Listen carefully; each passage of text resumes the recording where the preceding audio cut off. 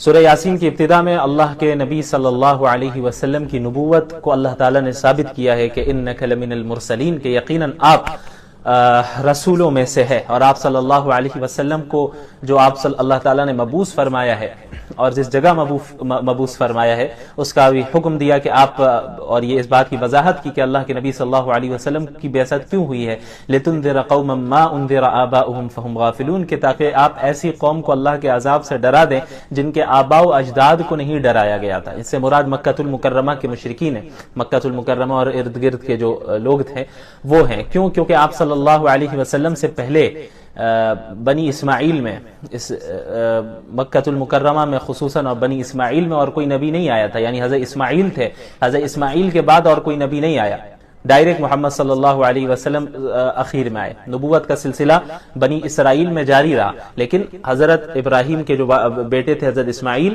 وہ نبی تھے، اور ان کے بعد پھر ان کی نسل میں کوئی نبی نہیں آئے، بس اخیر میں محمد صلی اللہ علیہ وسلم آئے۔ تو جن کے پاس اللہ کے نبی کو مبعوث کیا گیا ان کے آباء و اجداد کو کوئی ڈرانے والا نہیں آیا تھا ان کے پاس اللہ کا پیغام پہنچانے والا، تو ایسی قوم کے پاس اللہ تعالیٰ نے محمد صلی اللہ علیہ وسلم کو بھیجا۔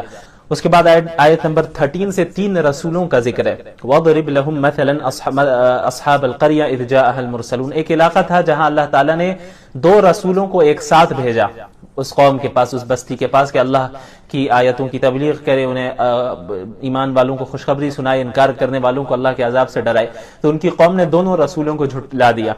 پھر اللہ تعالیٰ نے ایک تیسرے رسول کو بھی وہیں بھیجا، فَعَزَّزْنَاهُمْ بِثَالِثٍ، اللہ تعالیٰ نے تیسرے رسول کو بھی بھیجا ان کی تائید کے لیے۔ تو تین رسولوں نے ایک ساتھ انہیں دعوت دی، لیکن اس کے باوجود ان لوگوں نے انہیں جھٹلایا۔ اور ایک شخص تھا، وجاء من اقصى المدينة رجل يسعى قال يا قوم اتبعوا المرسلين، ایک شخص دور دراز علاقے سے، شہر کے دور علاقے سے آتا ہے، وہ ان نبی پر ایمان لے آتا ہے اور اپنی قوم سے کہتا ہے کہ اے میری قوم ان رسولوں کی اتباع کرو، یہ سچ کہہ رہے ہیں۔ اب یہ شخص کون تھا؟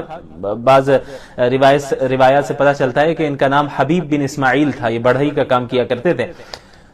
تو انہوں نے اپنی قوم کو دعوت دی اور ہر طرح سے سمجھایا، لیکن ان کی قوم نے پھر بھی نہ مانا اور تینوں رسولوں کو جھٹلایا، یہاں تک کہ یہ جو شخص ہے حبیب بن اسماعیل نجار، ان کی قوم نے انہیں قتل بھی کر دیا۔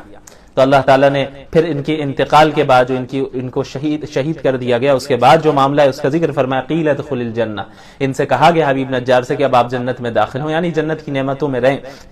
اصل جنت میں داخلہ تو قیامت قائم ہونے کے بعد ہونا ہے، لیکن برزخ میں ہی جنت کی نعمتیں بہت سی دے دی جاتی ہیں۔ تو یہ کہنے لگے، قال یا لیت قومی یعلمون، کاش میری قوم کو معلوم چل جائے، کاش میری قوم کو پتہ چل جاتا کہ اللہ نے مجھے کیا کیا نعمتیں دی ہیں، انہوں نے مجھے قتل کر دیا۔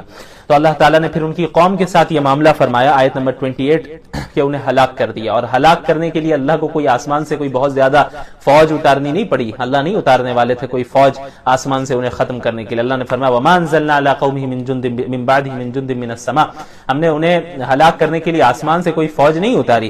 وما كنا منزلین، اور ان كانت الا صیحۃ واحدہ، بس وہ ایک چیخ تھی، اللہ تعالیٰ نے ایک چیخ کے ذریعے پوری قوم کو ختم کر دیا، اور چیخ ماری، اور یعنی اللہ تعالیٰ نے حکم دیا ایک فرشتے کو کہ آپ چیخ لگائیں، اور اس فرشتے کی آواز سے، اس چیخ سے پوری قوم کے جو ہے وہ سینے پھٹ گئے، کلیجے پھٹنے لگے، اور وہ جو ہے سب کے سب مر گئے۔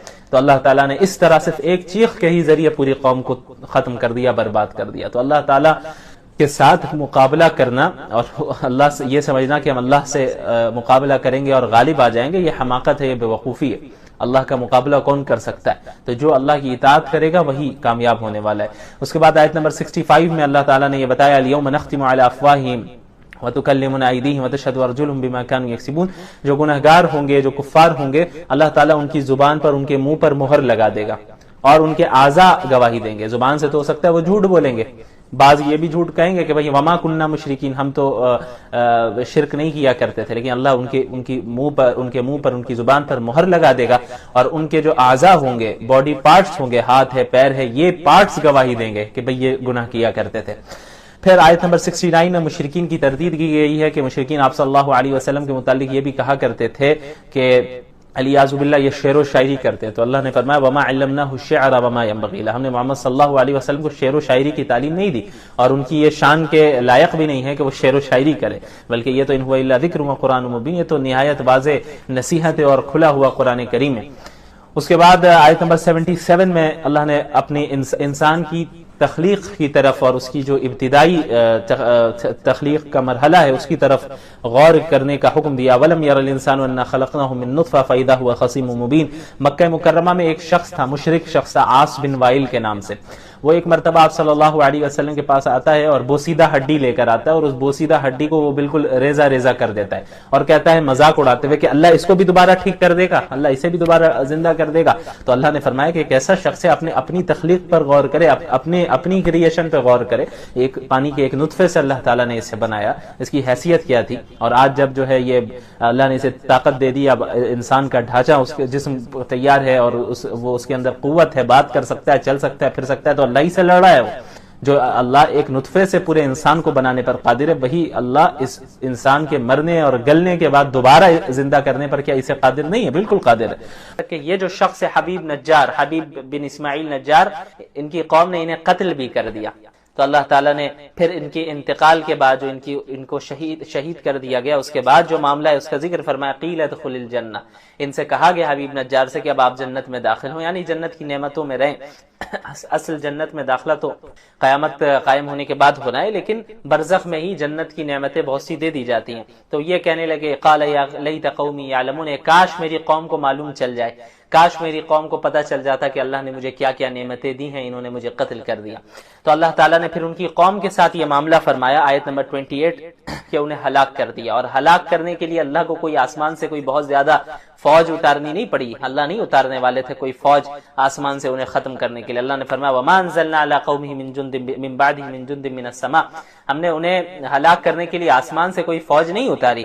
وَمَا كُنَّا مُنزِلِينَ، اور إِن كَانَتْ إِلَّا صَيْحَةً واحدة، بس وہ ایک چیخ تھی. اللہ تعالیٰ نے ایک چیخ کے ذریعے پوری قوم کو ختم کر دیا، اور چیخ ماری، اور یعنی اللہ تعالیٰ نے حکم دیا ایک فرشتے کو کہ آپ چیخ لگائیں، اور اس فرشتے کی آواز سے، اس چیخ سے پوری قوم کے جو ہے وہ سینے پھٹ گئے، کلیجے پھٹنے لگے، اور وہ جو ہے سب کے سب مر گئے. تو اللہ تعالیٰ نے اس طرح صرف ایک چیخ کے ہی ذریعے پوری قوم کو ختم کر دیا، برباد کر دیا. تو اللہ تعالیٰ کے ساتھ مقابلہ کرنا اور اللہ سے یہ سمجھنا کہ ہم اللہ سے مقابلہ کریں گے اور غالب آ جائیں گے، یہ حماقت ہے، یہ بے وقوفی ہے. اللہ کا مقابلہ کون کر سکتا ہے؟ تو جو اللہ کی اطاعت کرے گا وہی کامیاب ہونے والا ہے. اس کے بعد آیت نمبر 65 میں اللہ تعالیٰ نے یہ بتایا الیوم نختم علی افواہہم وتکلمنا ایدیہم وتشہد ارجلہم بما کانوا یکسبون. جو گنہگار ہوں گے، جو کفار ہوں گے، اللہ تعالیٰ ان کی زبان پر، ان کے منہ پر مہر لگا دے گا، اور ان کے اعضاء گواہی دیں گے. زبان سے تو ہو سکتا ہے وہ جھوٹ بولیں گے، بعض یہ بھی جھوٹ کہیں گے کہ بھئی وما کننا مشرکین، ہم تو شرک نہیں کیا کرتے تھے، لیکن اللہ ان کے منہ پر ان کی زبان پر مہر لگا دے گا، اور ان کے جو اعضاء ہوں گے، باڈی پارٹس ہوں گے، ہاتھ ہے، پیر ہے، یہ پارٹس گواہی دیں گے کہ بھئی یہ گناہ کیا کرتے تھے. پھر آیت نمبر 69 میں مشرکین کی تردید کی گئی ہے کہ مشرکین آپ صلی اللہ علیہ وسلم کے متعلق یہ بھی کہا کرتے تھے کہ علیاذ باللہ یہ شعر و شاعری کرتے ہیں. تو اللہ نے فرمایا وما علمناہ الشعر وما ينبغي له، ہم نے محمد صلی اللہ علیہ وسلم کو شعر و شاعری کی تعلیم نہیں دی، اور ان کی یہ شان کے لائق بھی نہیں ہے کہ وہ شعر و شاعری کرے، بلکہ یہ تو ان هو الا ذکر و قرآن مبین، یہ تو نہایت واضح نصیحت اور کھلا ہوا قرآن کریم ہے. اس کے بعد آیت نمبر 77 میں اللہ نے اپنی انسان کی تخلیق کی طرف اور اس کی جو ابتدائی تخلیق کا مرحلہ ہے اس کی طرف غور کرنے کا حکم دیا. وَلَمْ يَرَ الْإِنسَانُ أَنَّا خَلَقْنَاهُ مِن نُطْفَةٍ فَإِذَا هُوَ خَصِيمٌ مُبِينٌ. مکہ مکرمہ میں ایک شخص تھا، مشرک شخص تھا، عاص بن وائل کے نام سے. وہ ایک مرتبہ آپ صلی اللہ علیہ وسلم کے پاس آتا ہے اور بوسیدہ ہڈی لے کر آتا ہے، اور اس بوسیدہ ہڈی کو وہ بالکل ریزہ ریزہ کر دیتا ہے، اور کہتا ہے مذاق اڑاتے ہوئے کہ اللہ اس کو بھی دوبارہ ٹھیک کر دے گا، اللہ اسے بھی دوبارہ زندہ کر دے گا. تو اللہ نے فرمایا کہ ایک ایسا شخص ہے اپنی تخلیق پر غور کرے، اپنی کریشن پہ غور کرے. ایک پانی کے ایک نطفے سے اللہ تعالیٰ نے اسے بنایا، اس کی حیثیت کیا تھی. اور آج جب جو ہے یہ اللہ نے اسے طاقت دے دی، اب انسان کا ڈھانچہ، اس کے جسم تیار ہے، اور وہ اس کے اندر قوت ہے، بات کر سکتا ہے، چل سکتا ہے، پھر سکتا ہے. تو اللہ ہی سے لڑ رہا ہے. وہ جو اللہ ایک نطفے سے پورے انسان کو بنانے پر قادر ہے، وہی اللہ اس انسان کے مرنے اور گلنے کے بعد دوبارہ زندہ کرنے پر کیا اسے قادر نہیں ہے؟ بالکل قادر ہے. اس کے بعد سورۃ الصافات کی ابتدا ہوتی ہے. یہ بھی مکی سورت ہے، اس میں بھی اسلام کے جو بنیادی عقائد ہیں، توحید ہے، رسالت ہے، قیامت ہے، اس کا اس بات کیا گیا ہے. اور اس کے بعد مشرکین کا ایک بہت غلط عقیدہ تھا، وہ یہ تھا کہ وہ سمجھتے تھے کہ فرشتے جو ہیں وہ اللہ کی بیٹیاں ہیں، علیاذ باللہ. تو اس کی بھی تردید کی گئی. تو شروع میں اللہ تعالیٰ نے کئی فرشتوں کی قسمیں کھائی ہیں. مختلف فرشتوں کی، والصافات صفا، ان فرشتوں کی قسم جو صفے باندھ کر کھڑے رہتے ہیں، تو مختلف فرشتوں کی قسمیں کھائیں، بلکہ 3 قسم کے فرشتوں کی قسمیں کھائی ہیں، فزاجرات زجرا، اور ایسے فرشتے جو ڈانٹ ڈپٹ کرتے ہیں، یعنی جب شیاطین آسمان کی طرف جاتے ہیں باتیں سننے کے لیے تو فرشتے انہیں بھگاتے ہیں جناتوں کو، تو زجر کرتے ہیں، توبیخ کرتے ہیں، انہیں ڈانٹتے ہیں، ڈپٹتے ہیں۔ ان فرشتوں کی قسم، فتالیات ذکرہ، ان فرشتوں کی قسم جو ذکر کی تلاوت کرتے ہیں۔ تو ان کا قسموں کے کھانے کا مقصد یہ ہے کہ بعض تو ایسے تھے مشرکین میں جو فرشتوں ہی کی عبادت کرتے تھے، تو اس کی بھی تردید ہے کہ اللہ ہی واحد ذات ہے جو عبادت کا مستحق ہے، اور ان مشرکین کی بھی تردید ہے جو فرشتوں کو اللہ کی علیاذ باللہ بیٹیاں سمجھا کرتے تھے۔ اس کے بعد آیت نمبر 42 میں سورۃ الصافات کی اللہ تعالیٰ نے اہل جنت کا ذکر کیا کہ اولئک لہم رزق معلوم فواکہ وہم مکرمون، کہ اہل جنت کو رزق معلوم ملے گا، یعنی رزق میں کوئی شبہ نہیں ہوگا کہ پتہ نہیں ملے گا یا نہیں ملے گا، ایسا نہیں، 100% انہیں معلوم ہوگا کہ رزق ملنا ہے۔ اس دنیا میں ہمیں تو اس کی کوئی گارنٹی نہیں ہے نا کہ آج سے 5 سال بعد پتہ نہیں ہم کیا کھائیں گے، کس کنڈیشن میں ہوں گے، فائنینشیل حالت کیا ہوگی، کل کیا کھائیں گے، پرسوں کیا کھائیں گے، ملے گا نہیں ملے گا، اس کی کوئی گارنٹی نہیں ہے۔ لیکن جنت میں کوئی شبہ نہیں ہوگا، رزق ہر حال میں مل کر رہے گا، کوانٹٹی میں بھی، یعنی انلیمیٹڈ کوانٹٹی بھی، کوالٹی بھی شاندار اور ایسے عمدہ کوالٹی کے جس کا ہم اپنی امیجنیشن سے بھی باہر ہو، اور سکون کے ساتھ، یعنی اس بات کا بھی اندیشہ نہیں کہ بھئی ملے گا یا نہیں ملے گا، ہر حال میں ملے گا، یقیناً ملے گا، ہمیشہ ملے گا۔ اس کے بعد اہل جہنم کا ذکر ہے کہ اذالک خیر النزل شجرۃ الزقوم 63 میں آیت نمبر کے، اس میں اہل جہنم کے کھانے کا ذکر ہے کہ جو زقوم کا درخت ہے وہ ان کا کھانا ہوگا، جو کہ بہت ہی بدبودار اور نہایت کڑوا اور دکھنے میں بھی بہت عجیب و غریب ہوتا ہے۔ انہیں زبردستی وہ کھائیں گے، بھوک کی عالم ہوگی، یہ حالت ہوگی کہ وہ جو ہے زبردستی اسے کھائیں گے، کھانا پڑے گا، اور وہ حلق میں اٹک جائے گا وہ پھل، اور پھر اب انہیں پانی چاہیے ہوگا تو پھر پانی دیا جائے گا، کھولتا ہوا پانی انہیں پینا پڑے گا، جس سے ان کے جسم کے اندر کے ساری چیزیں وہ گلنے لگیں گی۔ اللہ تعالی ہم لوگوں کی حفاظت فرمائے۔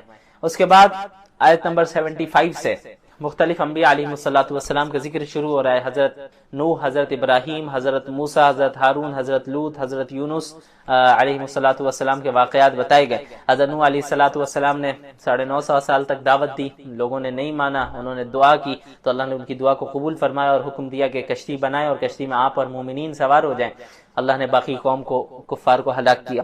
پھر جب طوفان ختم ہو گیا اور نوح علیہ السلام اور مومنین زمین میں آئے، تو پھر اب جو نسل انسانی چلی ہے حضرت نوح علیہ السلام سے، وہ ان کے 3 بیٹوں سے چلی ہے، ایک کا نام سام تھا، ایک کا نام حام تھا، اور تیسرے کا نام یافس تھا۔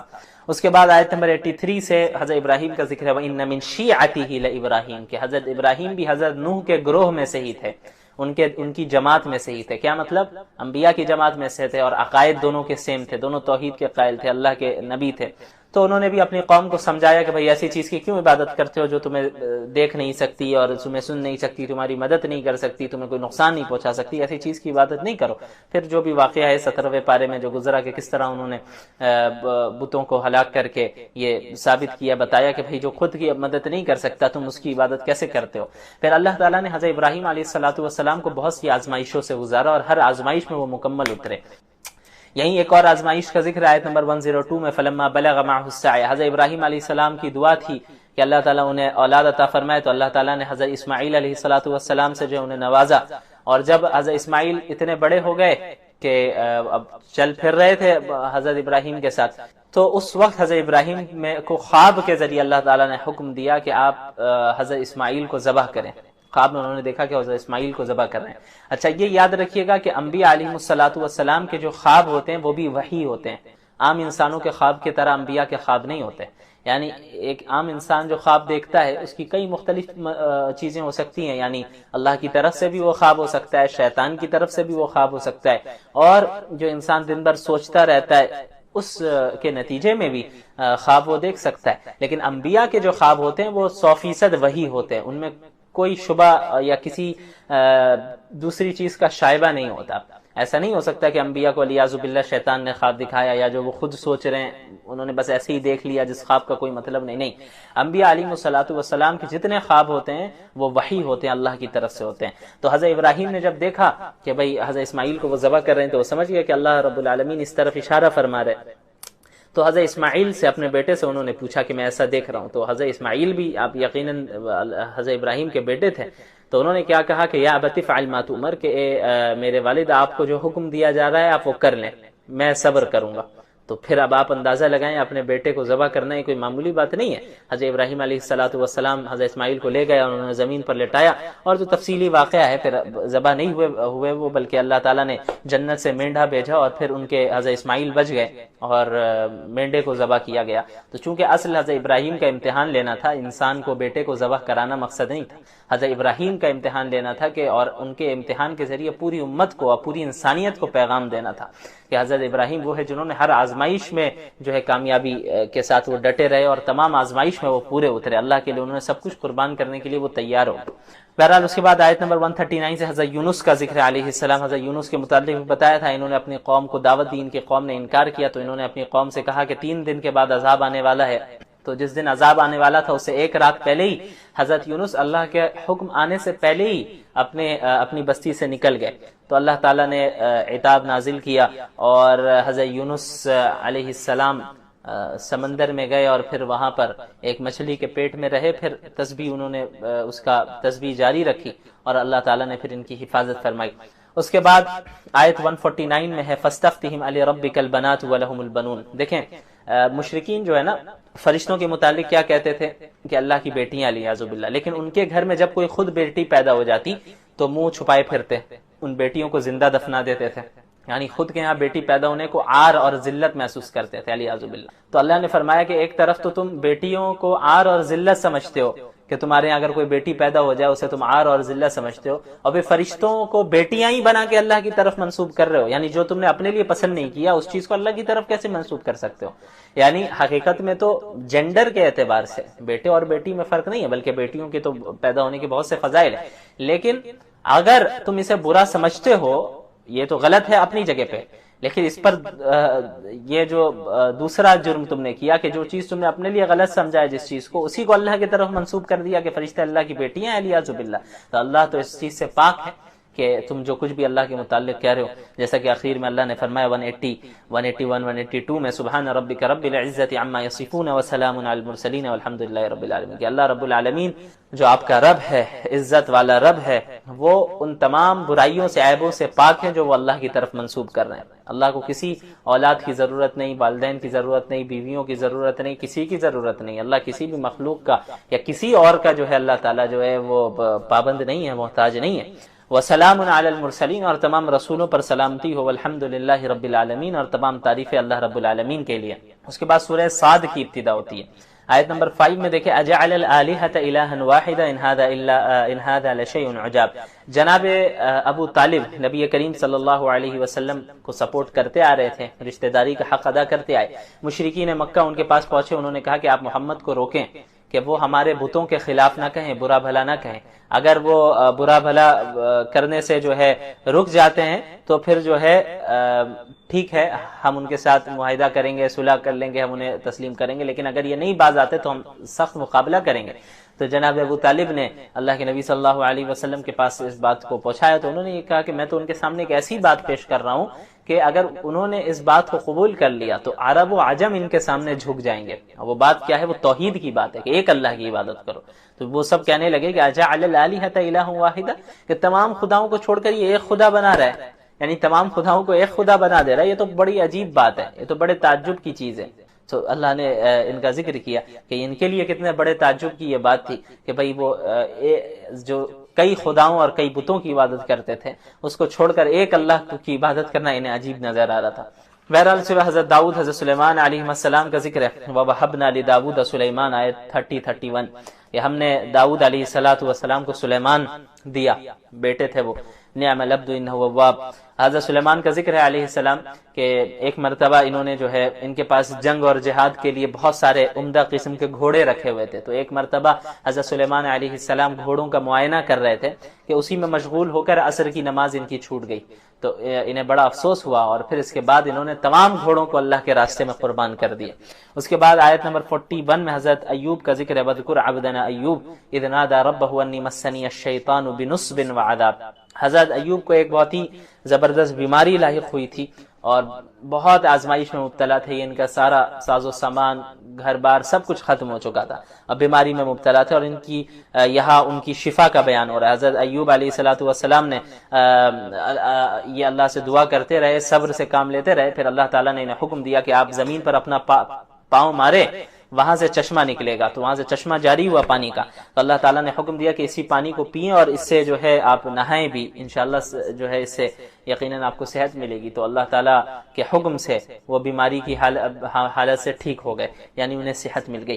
لیکن ایک مرتبہ ہوا یوں کہ ان کی جو اہلیہ تھی حضرت ایوب علیہ السلام کی, وہ بہت مخلص تھیں اور بہت ان کی دیکھ ریکھ اور خیال رکھا کرتی تھی. تو اب کئی سالوں سے جو ہے یہ بیمار تھے, تو شفا انہیں نہیں مل رہی تھی, تو بہت پریشان تھی. تو اچھا, یہ جو میں ایک واقعہ بتا رہا ہوں ابھی, اس میں مختلف اقوال ہیں مفسرین کے, بعض نے اور بھی واقعات بتائیں. ہوا یہ کہ حضرت ایوب کی اہلیہ کے پاس شیطان ایک طبیب کی شکل میں آیا, ڈاکٹر کی شکل میں, اور اس نے یہ کہا کہ دیکھو میں شفا دے دوں گا اس کو, میں ٹھیک کر دوں گا, لیکن جب یہ ٹھیک ہو جائے, شرط یہ ہے کہ اسی وقت میں اس کا علاج کروں گا, جب یہ ٹھیک ہو جائے تو تمہیں یہ کہنا ہے کہ ڈاکٹر نے شفا دی ہے, طبیب نے شفا دی ہے. ایک واقعہ تو یہ بیان کیا جاتا ہے, مفسرین نے بیان کیا. اس کے علاوہ اور بھی واقعات ہیں جو اس آیت کی تفسیر میں بیان کیے گئے ہیں. بہرحال میں ابھی یہاں پہ ایک ہی بتا رہا ہوں. تو حضرت ایوب کی جو اہلیہ تھی وہ حضرت ایوب کے پاس آئی اور انہوں نے انہیں بتایا کہ یہ معاملہ ہے. تو حضرت ایوب ناراض ہو گئے کہ یہ تو شیطان ہمیں شرک میں مبتلا کرنا چاہ رہا ہے, کیونکہ شفا دینا تو یہ اللہ کا کام ہے. یعنی وہ ڈاکٹر طبیب نہیں تھا, وہ بلکہ شیطان تھا. وہ آیا تھا اس لیے کہ ہم شفا کی نسبت شیطان کی طرف کر دیں, ڈاکٹر کی طرف کر دیں, حالانکہ شفا دینا یہ کون دیتا ہے؟ اللہ دیتا ہے. تو حضرت ایوب بہت ناراض ہو گئے ان کی اہلیہ پر کہ کیوں ایسا معاملہ کیا. تو انہوں نے کہا کہ اگر میں ٹھیک ہو گیا تو تمہیں 100 کوڑے ماروں گا میں. حضرت ایوب علیہ السلام نے یہ کہا اس وقت غصے میں. تو بعد میں جب حضرت ایوب علیہ السلام ٹھیک ہو گئے تو اب انہیں جو ہے وہ بڑے تردد میں پڑ گئے کہ اب میں کیا کروں. یعنی میں نے تو قسم بھی کھائی ہے کہ میں 100 کوڑے ماروں گا بیوی کو, تو اگر میں نہیں مارتا ہوں تو پھر میں تو قسم توڑنے والوں میں ہو جاؤں گا, جو کہ صحیح نہیں ہے. اور دوسری طرف اگر میں ماروں تو پھر یہ میری مخلص بیوی ہے, اسے میں کیوں تکلیف پہنچاؤں, اسے تکلیف پہنچانا بھی تو صحیح نہیں ہے میرے لیے. تو اب میں کیا کروں, تو یہ وفادار بیوی ہے. تو اللہ تعالیٰ نے انہیں کہا کہ وَخُذْ بِيَدِكَ ضِغْثًا فَاضْرِب بِهِ وَلَا تَحْنَثْ إِنَّا وَجَدْنَاهُ صَابِرًا نِعْمَ الْعَبْدُ إِنَّهُ أَوَّابٌ. اللہ تعالیٰ نے ایک حیلہ انہیں بتایا, وہ یہ کہ آپ 100 چھوٹی چھوٹی لکڑیاں لے رہے, 100 چھوٹی چھوٹی لکڑیاں لے لیں اور پھر سب سے ایک بار میں ہلکا سا یوں آپ مار دیں, آپ کی قسم پوری ہو جائے گی. تو اللہ تعالیٰ نے فرمایا کہ انا وجدناہ صابرا, ہم نے حضرت ایوب علیہ السلام کو صبر کرنے والا پایا. نعم العبد, کیا ہی بہترین وہ بندے تھے. انہ اواب, اور وہ یقیناً اللہ کی طرف بار بار لوٹنے اور رجوع کرنے والے تھے. اس کے بعد سورۃ الزمر کی ابتدا ہوتی ہے. زمر میں 2 گروہوں کا ذکر ہے, اہل جنت اور اہل جہنم کا, اس لیے اس سورت کو زمر کہتے ہیں. زمر گروہ کو کہا جاتا ہے, گروپ کو. تو اس میں مشرکین کا غلط عقیدے کی تردید ہے. سب سے پہلے کہ مشرکین دیکھیں ایک اللہ پر ایمان رکھتے تھے, لیکن وہ یہ سمجھتے تھے کہ اس اللہ نے پوری کائنات کو بنایا, لیکن کائنات کو چلانے کا جو نظام ہے, مختلف سسٹمز کو, مختلف چیزوں کے مختلف نظام کو مختلف چھوٹے چھوٹے خداؤں کے حوالے کر دیا اللہ نے. تو وہ کہتے ہیں کہ ہم ان چھوٹے خداؤں کی عبادت اس لیے کرتے ہیں, ان بتوں کی, چھوٹے خداؤں کی عبادت اس لیے کرتے ہیں تاکہ یہ اصل اللہ کی طرف تقرب کا ذریعہ بنے, یہ وسیلہ بن جائے ہمارے لیے, اور یہ سفارشی بن جائے اللہ کے یہاں, اس لیے ہم ان کی عبادت کرتے ہیں. تو اللہ تعالیٰ نے ان کی تردید کی کہ یہ کیسا بکواس عقیدہ ہے کہ اللہ نے پوری کائنات کو بنایا اور اللہ ہی یقیناً پوری کائنات کو چلا رہا ہے, اللہ کسی اور چھوٹے خداؤں کا محتاج نہیں ہے, لہٰذا دعا بھی صرف اللہ سے مانگنی ہے, اللہ سے تقرب ڈائریکٹ حاصل کرنا ہے. اس کے بعد اخیر میں اللہ نے فرمایا آخری صفحے میں, فمن شرح اللہ صدرہ للاسلام فهو علی نور من ربی, کہ اللہ تعالیٰ جب کسی شخص کے سینے کو اسلام کے لیے کھول دیتا ہے تو وہ اللہ کی جانب سے ایک نور پر ہوتا ہے, ایک روشنی پر ہوتا ہے, اس روشنی سے وہ حق اور باطل کے درمیان تمیز کر پاتا ہے. اس کے بعد آیت نمبر 29 میں اللہ تعالیٰ نے ایک موحد یعنی ایک اللہ پر ایمان لانے والا اور